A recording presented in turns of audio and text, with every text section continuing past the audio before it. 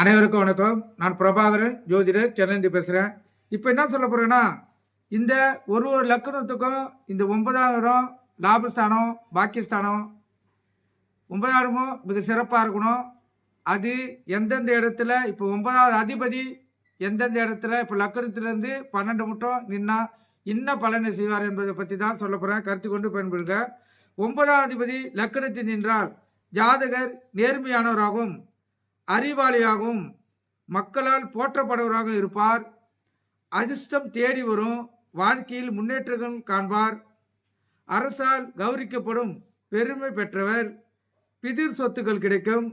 தந்தையால் சகல உதவிகளையும் பெற்று சிறப்பான வாழ்க்கை வாழ்வார். 9ஆம் அதிபதி 2இல் நின்றால் அந்த லக்கணத்திலிருந்து 2வது இடம் லான் போட்டிருக்கோம். அதிலிருந்து 2வது இடம்.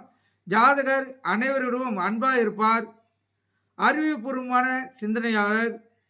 செல்வ விருத்தி அதிகமாக இருக்கும். கல்வியும் அதிகமாக கற்பார். அதனால் சமுதாயத்தில் புகழும் மதிப்பும் மரியாதையும் மகிழ்ச்சியுடன் வாழ்வார். இவருக்கு குடும்பம் மிகவும் சிறப்பாக அமையும். புத்திரர்களால் அதிக லாபம் பெறுவார்.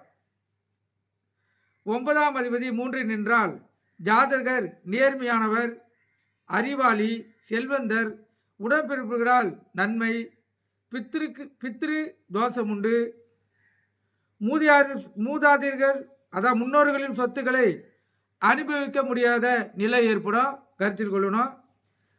9ஆம் அதிபதி 4இல் நின்றால் ஜாதகர் தாய் தந்தை மேல் பக்தி உடையவராக இருப்பார். பெரும் செல்வம் வந்து சேரும். வீடு, மனைகள், வாகனம் இவற்றின் மூலம் மகிழ்ச்சி அதிகமாக இவருக்கு கிடைக்கும். சில சமயங்களில் வீடு, மனைகளை உபயோகப்படுத்த முடியாமல் இவருக்கு சூழ்நிலை உருவாகலாம் என கருத்து தெரிவிச்சிருக்காங்க. கருத்தில் கொள்ளுங்க. 9ஆம் அதிபதி 5 நின்றால் ஜாதகர் பிள்ளைகளால் முன்னேற்றம் அடைவார். இவருக்கு நெஞ்சில் வீரமும் நம்பிக்கையும் அதிகமாக இருக்கும். மூத்த சகோதரர்களால் மதிக்கப்படுவார். சிறப்பான கல்வி பெற்றிருப்பார். தந்தை வழி சொத்துக்கள் அதிகமாக இவர்கிட்ட இருக்கும். அரசியல் உயர் பதவிகள் கிடைக்கும். சிறந்த மனைவி இவருக்கு அமைவாங்க. அதே போல சிறப்பான ஆலயங்களையும் இவர் உருவாக்குவார் என்று கருத்து தெரிவிச்சிருக்காங்க. 9ஆம் அதிபதி 6இல் நின்றால் ஜாதகருக்கு தாய் வழி சொத்துகள் நன்மை இருக்காது. கடன் மூலம் இழப்பு ஏற்படும். பகைவர்களால் இவருக்கு எப்போதும் தொல்லை இருந்து கொண்டே இருக்கும்.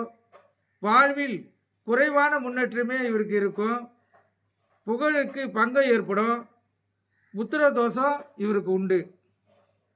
9ஆம் அதிபதி 7 நின்றால் ஜாதகர் திருமணத்துக்கு பின் மகிழ்ச்சி அனுபவிப்பார். சிறந்த மனைவி இவருக்கு அமைவாங்க. நேர்மையால் புகழடைவார். வாழ்க்கையில் நல்ல முன்னேற்றம் இருக்கும். நல்ல நண்பர்களை கொண்டவர். சிறந்த நல்ல கல்வியறி உள்ள பிள்ளைகள் இவருக்கு பிறப்பார்கள். 9ஆம் அதிபதி 8இல் நின்றால் ஜாதகர் வாழ்வில் அவ்வளவாக முன்னேற்றம் இருக்காது. மூத்த உடன்பிறப்புகளால் பிரச்சனை. தந்தைக்கு நோய். தந்தையின் சொத்துக்கள் பிறரால் அபகரிக்கப்படும். புகழுக்கு பங்கம் ஏற்படும். அதிர்ஷ்டம் என்பது இருக்காது. உறவினர்களால் இவருக்கு எப்போதும் உதவி கிடைக்காது. 9ஆம் அதிபதி 9இல் நின்றால் ஜாதகர் அதிகமான அதிர்ஷ்டமுடையவர். ஒழுக்கம், உடல் அழகு பெற்றவர். தந்தைக்கு தீர்க்கமான ஆயுளும் உடல் பிறப்புகளால் சந்தோஷமும் தான தர்மம் அதிகமாக செய்வராக இவர் இருப்பார். சமுதாயத்தில் புகழோடு இருப்பார். உறவினர்கள் இவரிடம் போட்டி போட்டுக்கொண்டு வந்து உதவி செய்வார்கள். 9ஆம் அதிபதி 10இல் நின்றால் அரசுக்கு இணையான புகழோடும் செல்வாக்கோடும் ஜாதகர் திகழ்வார். அமைச்சர், தளபதி போன்ற உயர்ந்த உத்தியோகங்களை வகித்து தனது புகழை சிறப்பாக அனைவருக்கும் நிரூபிப்பார். நேர்மையான குணமுடையவர். அனைவரிடம் அன்பாக பழகக்கூடியவர். தானம் தர்மம் செய்வதில் மிகவும் சிறந்தவர். 9ஆம் அதிபதி 11இல் நின்றால் பணவரவு செலவுகளால் ஜாதகர் பெருத்த லாபம் அடைவார். மூத்த சகோதரர்களால் அதிக லாபம் இவருக்கு கிடைக்கும். நேர்மையான நடவடிக்கை இவர்கிட்ட அதிகமாக இருக்கும். அதனால் மற்றவர்கள் இவரை புகழ்வார்கள். மூத்த சகோதரர்களிருந்து இவருக்கு அதிகமான மரியாதையும் அவர்களால் அதிக லாபமும் இவருக்கு கிடைக்கும். ஆனால் தந்த வழியில் இவருக்கு பிரச்சனை இருந்து கொண்டே இருக்கும். 9ஆம் விதி 12 நின்றால் ஜாதகர் அதிக செலவாளியாக ஏழ்மை நிலையிலேயே வாழ்வார். அதிர்ஷ்டம் என்பது இவருக்கு எட்டாததாக ஒன்றாக இருக்கும்.